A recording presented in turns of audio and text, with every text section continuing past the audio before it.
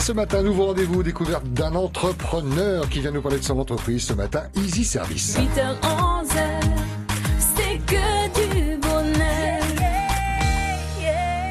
Bonjour Dominique Barbier. Bonjour Pascal et bonjour à tous les auditeurs. Bonne année, bonne santé. Ouais, plein de bonnes choses pour On tout est le encore monde. dans les temps, hein. On a jusqu'à la fin du mois pour évoquer tous les bons vœux aux proches, à ceux qui le sont un peu moins. Mais là aujourd'hui, on est un peu proche parce que vous êtes mon invité. Je disais, nouveau rendez-vous, découvert d'un entrepreneur, d'une entreprise. Chaque mardi, une l'antenne de première qui s'ouvre à ces jeunes qui investissent. C'est le cas pour vous. Votre entreprise s'appelle Easy Service. Elle existe depuis combien de temps? Ça va faire un peu plus de 2 ans. Et avant de faire du service, avant que ce soit facile, il y avait une entreprise. Quelle était cette entreprise? Alors j'ai créé dans la restauration une roulotte qui s'appelle le Crépuscule. C'était en 93, de 93 à 2011. J'ai fait cette aventure. Punaouia, hein? À Punaouia, oui. D'accord. On faisait des crêpes et des pizzas. Voilà. Ensuite, il y a eu un petit passage aux USA. Pourquoi? Pour aller prendre des idées? Parce qu'aux USA, il se passe des choses? C'était un tournant dans ma vie. Voilà, il y a eu un divorce, un changement de cap. Il fallait tourner une page et donc l'appel de l'étranger, les États-Unis me plaisaient, donc j'ai tenté une petite aventure là-bas. Est-ce qu'on a encore beaucoup à apprendre des États-Unis? Alors, la réponse est forcément oui, puisqu'il se passe beaucoup de choses et que ce sont des fous dingues en termes de création d'entreprise. Mais est-ce qu'il y a encore des choses à apprendre qui... Ah oui, il y a plein de choses à apprendre. Qui pourraient intéresser ici au Fénois?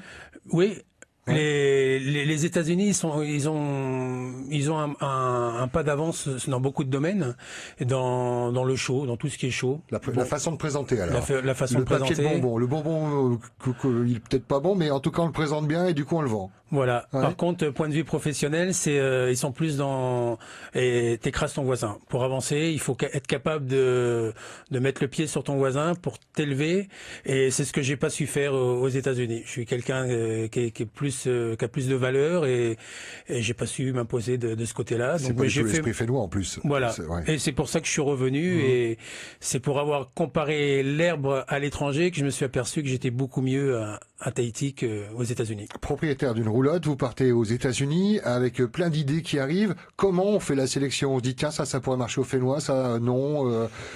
Est-ce que déjà on se donne l'objectif de rester dans le milieu culinaire?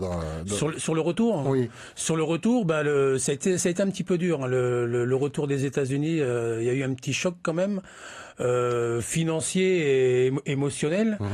Et pour redémarrer, ça a été assez difficile. Et la société est la même ou alors il a fallu recréer? J'ai recréé une petite société. Alors c'est CISM. une société de services. Alors j'ai démarré vraiment petit en TPE. Tout petite entreprise, ce qui m'a permis de faire des économies déjà par rapport à la patente et aux impôts. Il s'agit d'un forfait. On paye 45 000 francs par an. En fonction du secteur d'activité, c'est ça? Hein? Quel que soit le secteur, ouais. Quel que soit le secteur. Quel que soit le secteur, en créant une TPE, ça donne des avantages. Et quand on va à la CCISM, j'imagine que c'est une des étapes. Et quand on vous dit, quand vous annoncez que vous allez créer une société qui va vendre du service, du MAR, en l'occurrence, on va en parler dans un instant. Est-ce que la réaction c'est encore une? Parce qu'il y en a beaucoup ici sur le Fénois. Non, pas du tout. J'ai eu un très bon accueil. J'ai surtout été très bien conseillé à la CCISM.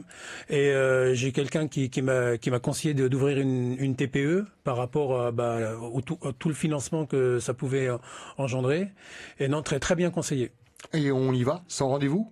Si, le mieux c'est d'y aller, de prendre un rendez-vous. Là, j'avais eu de la chance, quelqu'un était disponible, j'ai pu être reçu rapidement.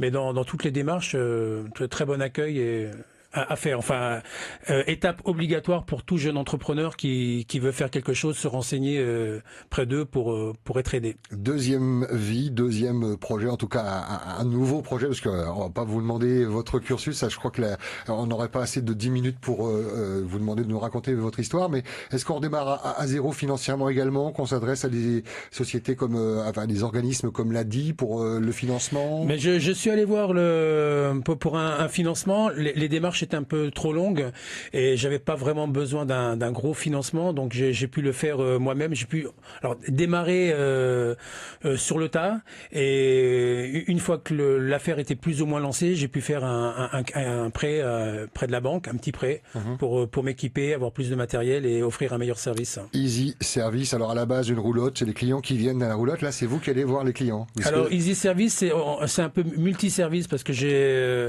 par rapport à mon expérience aux États-Unis, j'ai pu rendre des services dans les commandes.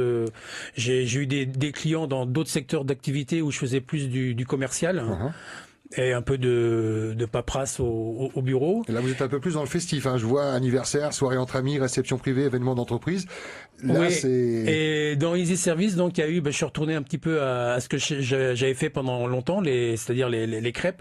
Et j'ai créé Easy Crêpes, qui est un traiteur à domicile. On aime les crêpes ici, oui. On adore les crêpes en Polynésie. Tout le monde aime les crêpes. Ouais. Et il y a plusieurs façons de faire une pâte à crêpes. Alors déjà, quelle farine on utilise pour la... Moi, je fais les deux. C'est pour voir un peu la tendance. Je suis un gourmet, donc dès qu'on parle de bouffe... les vraies galettes bretonnes se font avec de la farine de blé noir, dite de sarrasin, et les crêpes sucrées avec de la farine de froment. Et moi, je propose les deux. Les deux. Donc, au lieu d'aller à la roulotte, c'est la roulotte vient chez vous. Et vous vendez sous quelle forme, un peu comme on peut voir des entreprises vous faites le tour des entreprises, des CE, alors du porte-à-porte. oui, je fais de la pub sur Facebook, je fais de la pub dans certains journaux de la place. Et ça marche encore, ça, de faire de la publicité. Vous le conseillez à d'autres entrepreneurs? On est obligé de passer par Facebook, pour se déjà un minimum. Avoir une page Facebook, c'est un minimum pour se faire connaître. Et quand on investit dans un support, dans un magazine, dans un hebdo, est-ce que on a un retour sur investissement? C'est calculable, malheureusement, ça, ou pas du tout?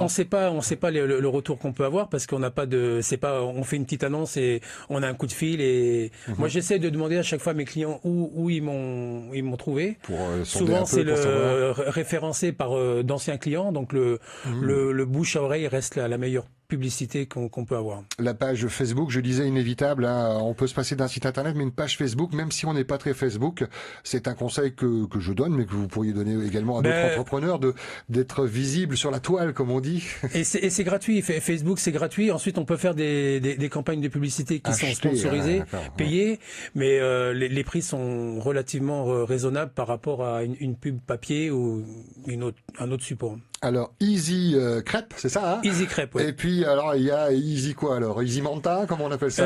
Alors, dans Easy Service, quand j'étais... vraiment du coq à l'âne, hein. Quand j'étais aux États-Unis, j'ai cherché pas mal de produits qui pourraient intéresser le marché polynésien. Et j'ai trouvé cette petite lingette microfibre qui est écologique. Et l'écologie signifie beaucoup pour moi. Si chacun fait un petit effort, on pourra nettoyer notre planète.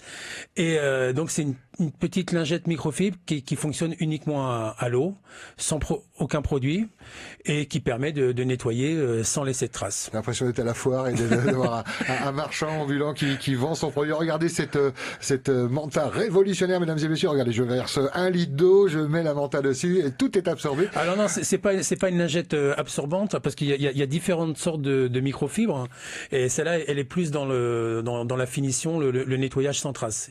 Il existe des microfibres qui ont un pouvoir très absorbant. Elles sont généralement gaufrées. Là, c'est pas ce qu'on lui demande. C'est de pouvoir essuyer, d'absorber un peu quand même. Oui, alors les microfibres absorbent généralement 6 à 7 fois leur poids.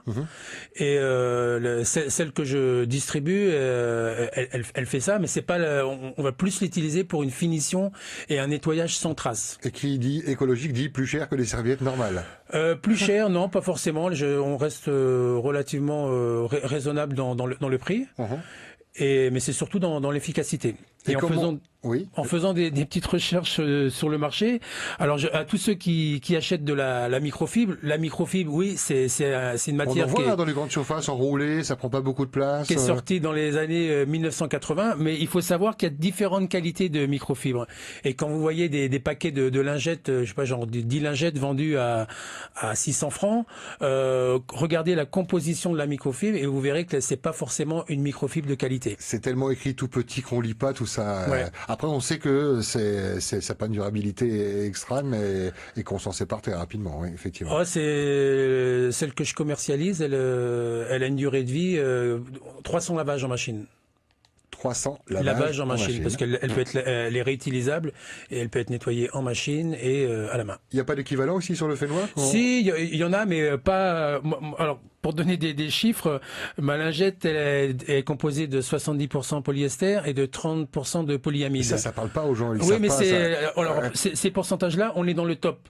Quand vous irez acheter une lingette en magasin, quand vous voyez qu'elle est fait 88-12, vous pouvez vous dire, tiens, on est dans la lingette de bas de gamme. Et ça, c'est aussi bien particulier que professionnel. Voilà. Comment on arrive à vendre d'un côté des crêpes et de l'autre côté des lingettes? Bah alors Comment on procède? les crêpes, c'est plutôt les gens vont. Je vous mets une petite lingette avec la crêpe, monsieur Lame? Non, pas ça. Je ne mélange pas les deux. Quand je suis appelé pour un anniversaire ou je viens pas en disant tiens je vends une lingette, je suis là pour faire des crêpes, donc je fais que des crêpes. Hein. Et c'est souvent le week-end. Donc le reste de la semaine, eh ben je fais. Elle est déjà distribuée dans quelques magasins, donc je vais faire des démos dans ces magasins parce que c'est un produit qui doit être. Il faut une démonstration. Ça peut pas être que dans un rayon. Ou alors il faudrait que j'investisse dans des. Et ça prend du temps. Et voilà, ça prend du temps. Et il faut investir dans des millions en publicité pour que tout le monde connaisse le produit en une seule fois. Mais malheureusement, j'ai pas les moyens de le faire. Pas pour l'instant. Bon, on verra. Ouais. Merci Dominique Barbier de la société Easy Service. J'ai vu que vous aviez un site internet et une page Facebook. Oui, alors la page Facebook, bah, c'est simple, c'est Easy Crêpe. Il y a Easy, il y a la Manta sans Easy.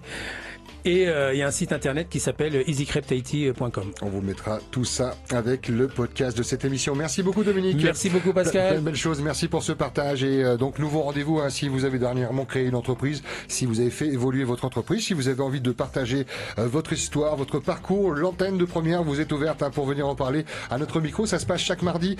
Pour faire simple, si vous avez Facebook, et j'espère, passez par ma page, Pascal Mitoté, via la page Facebook en MP.